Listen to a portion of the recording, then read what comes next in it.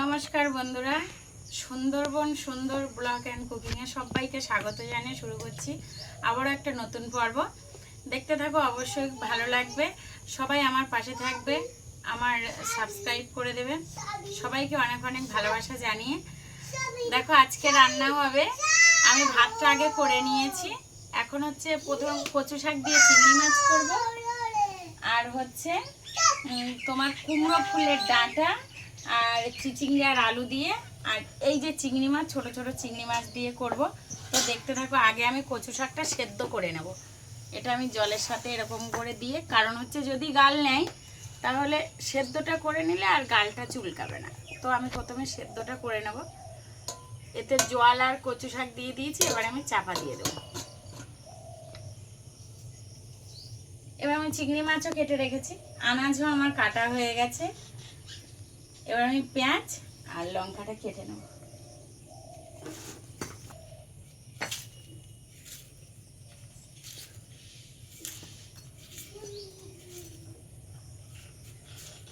তুমি অত বড় বড় ইট নিয়ে কোথায় যাবে গো? অত বড় বড়, যতই টানা শুকতাই বলে অত বড় ইট দিয়ে, ছোট ছোট না হলে ও চাকাতে পারবে না, জাল তো ছিঁড়ে যাবে।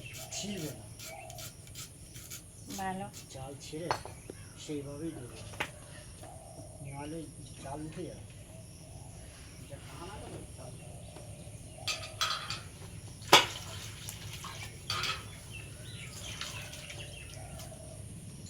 পেঁয়াজের প্রচুর ঝাঁঝ বাবা।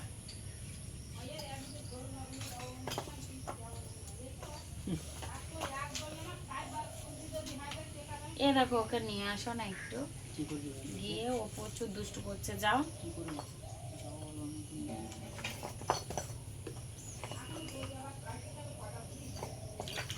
তোমাকে বলছি নদীতে এখনো জোয়ার ভাটা হয়নি।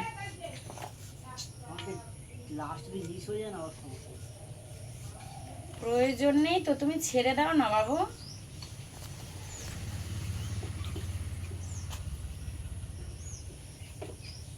লঙ্কা আর পেঁয়াজটা তো আমি কেটে নিয়েছি এখানে, ওটা সেদ্ধ হয়নি, তারপরে বসাবো।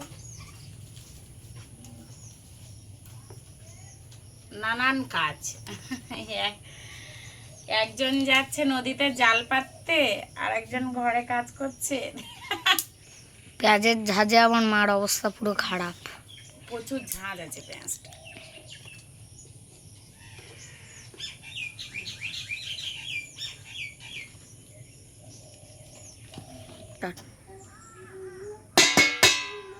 এবার আমি গামলাটা খুলে নিচ্ছি। দেখো সেদ্ধ হয়ে গেছে কিন্তু কচু শাক, ঠিক আছে? কচুর পাতা অবশ্য, শাক না। এটাকে আমি এইভাবে তুলে নেব, কারণ চুবড়িটা আনা হয়নি। এরকম জল ঝরিয়ে ঝরিয়ে তুলে নেব। কচু পাতা থেকে জল বেরিয়েছে? হ্যাঁ, আমি দিয়েছিলাম অল্প। কচু শাকটা তো আমি জলটা ঝরিয়ে নিয়েছি। এখানে তো আমি কচু শাকের জলটা ঝরিয়ে নিয়েছি। এবার আমি কড়াইতে তেল দেব। কড়াইতে পরিমাণ মতো তেল দিয়ে দিয়েছি আমি। এবার আমি ওতে দিয়ে দেব জিরে ফোড়ন,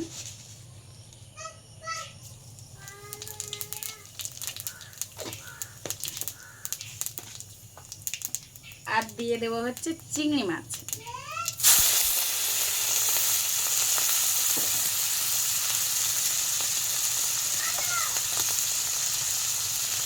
হলুদ, লবণ, শুধু বলতে ভালো লাগে না, এটা একটু ভালো করে নেড়ে ভাজা ভাজা করে দেবো।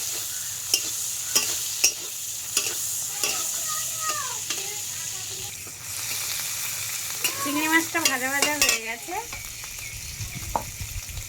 ওতে আমি দিয়ে দেবো হচ্ছে লঙ্কা, দিয়ে আর একটু ভালো করে ভেজে নেব। তারপরে দিয়ে দেবো হচ্ছে একটা পেঁয়াজ কুচিয়ে রেখেছি, পেঁয়াজটা দিয়ে দেব ভালো করে। এইবার সব কিছু সুন্দর করে ভাজা ভাজা করে নেব।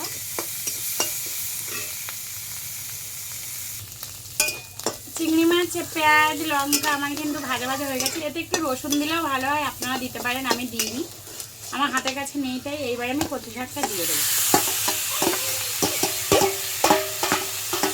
এইভাবে রান্না করবেন একদিন,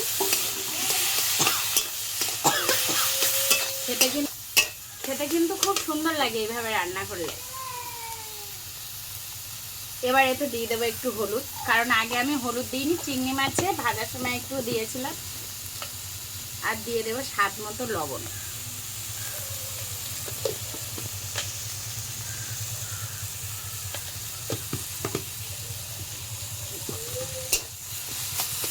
এবার এটাকে সুন্দর করে আমি ভাজা ভাজা করে নেব। এটা ভাজতে কিন্তু সেরকম কিছু লাগে না,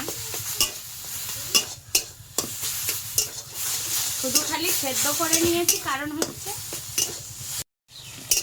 এবার এটাকে না অনেকে সেদ্ধ করে না, সেদ্ধ না করলেও হয়, কারণ হচ্ছে সেদ্ধ করলে গালে নেয় না, অনেকে তো আবার সেদ্ধ করলে আয়রনটা বেরিয়ে যায়, ওই জন্য অনেকে সেদ্ধ করে না। তো আমি সেদ্ধ করে নিয়েছি, কারণ আমার বাড়ি বাচ্চা টাচ্চা খাবে তো। তো এটা এইভাবে রসটা, যতক্ষণ রসটা থাকবে ততক্ষণ জ্বালিয়ে আমি রসটা মেরে নেব।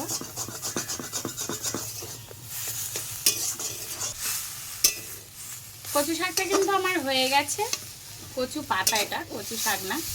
এবার আমি এটাকে তুলে নেব।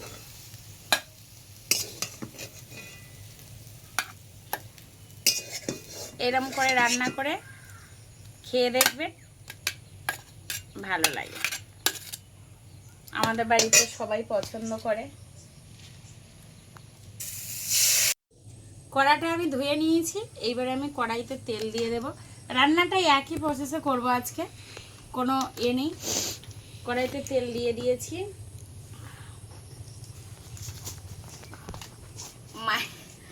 সেরকম কিছু নেই ওই জন্য, আর আমরা হালকা পাতলা, গ্রামের লোক হালকা পাতলাই রান্না করে। জিরে ফোড়নে দিয়ে দিয়েছি। এবার এটা পেঁয়াজ দিয়ে দিয়েছি।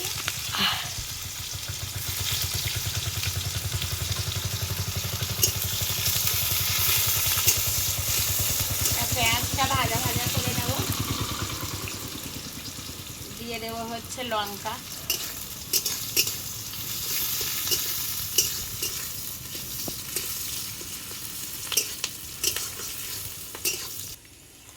পেঁয়াজ আর লঙ্কা ভাজা ভাজা হয়ে গেছে। এবার আমি চিংড়ি মাছটা দিয়ে দেবো।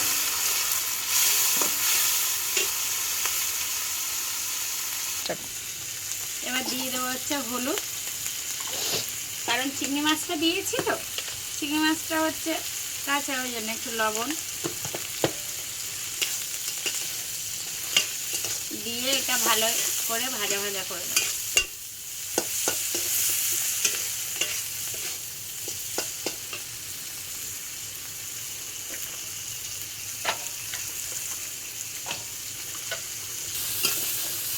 ভাজা ভাজা হয়ে গেছে। এবার আমি যে আনাজটা কেটে রেখেছিলাম দিয়ে দেবো।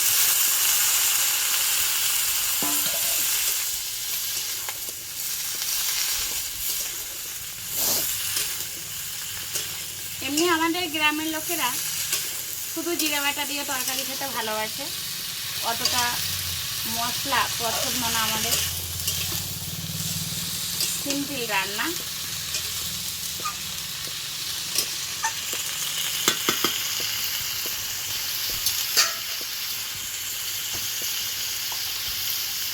এবার ওতে আমি পরিমাণ মতো হলুদ,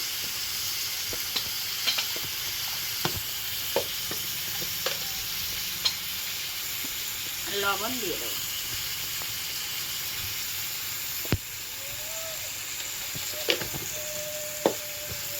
এটাকে এবার চাপা দিয়ে দেব।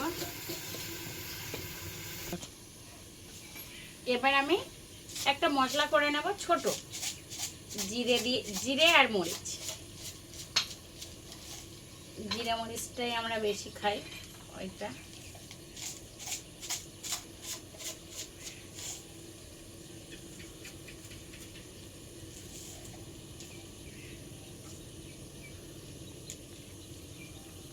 মরিচটা বেশি পড়ে গেলে তো খুব ঝাল হয়ে যায়।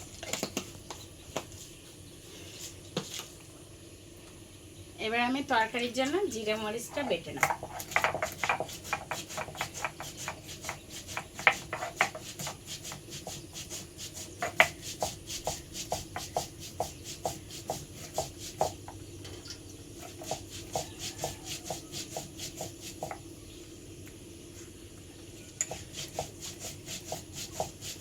নর্মাল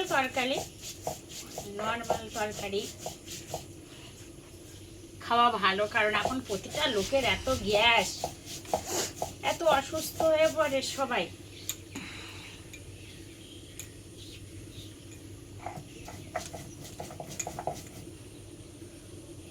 একদম তেল ঝাল দিয়ে, মানে একদম মশলা দিয়ে আমার বাবা মায়ের তো খাওয়া বারণ, কারণ ওদের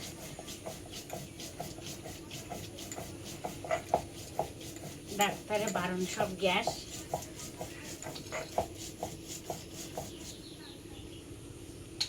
বস এখানে আমার জিরে বাটা হয়ে গেছে, জিরে আর মরিচ।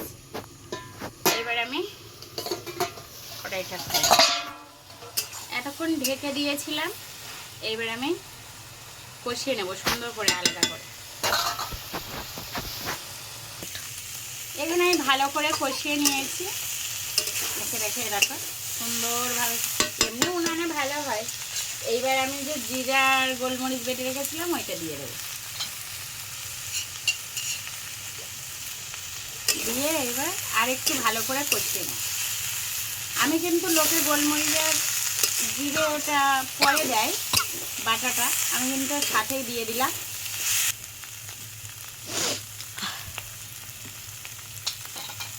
এবার এটাকেও সুন্দর করে কষিয়ে নেব ওর সাথে মশলাটা। লোকে জিরে টিরে পরে দেয়, আমি এর সাথেই দিয়েছি।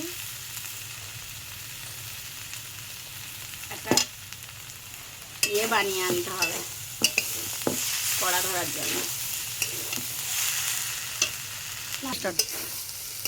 মশলার সাথে আনাজটা আমার কষানো হয়ে গেছে ভালো করে, এবার আমি জল দিয়ে দেব।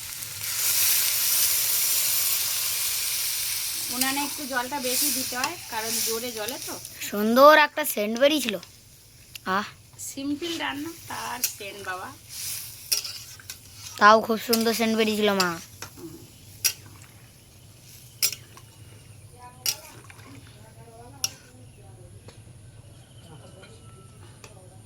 হ্যাঁ হ্যাঁ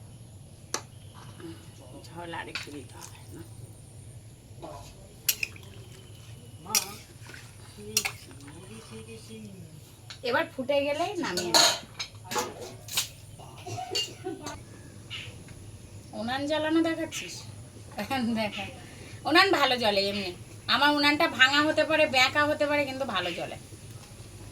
উনানটা দেখেছো? বাঁকা ভাঙা, কিন্তু জ্বলছে দেখো শুধু পুরো দাও দাও করে। অগ্নিদেব একেবারে ভর করে দেয়। তরকারিটা তো আমার হয়ে গেছে, এবার আমি তরকারিটা নামিয়ে নেব। সারাশিটা খুঁজে ফেলি না বাবা, হাতে গরম লাগে আমার। এখানে জিরে বাটার তরকারি হয়ে গেছে। তো যদি আমার ভিডিওটা ভালো লাগে, লাইক কমেন্ট শেয়ার সাবস্ক্রাইব করে দেবে, দিয়ে সবাই পাশে থাকবে। ধন্যবাদ।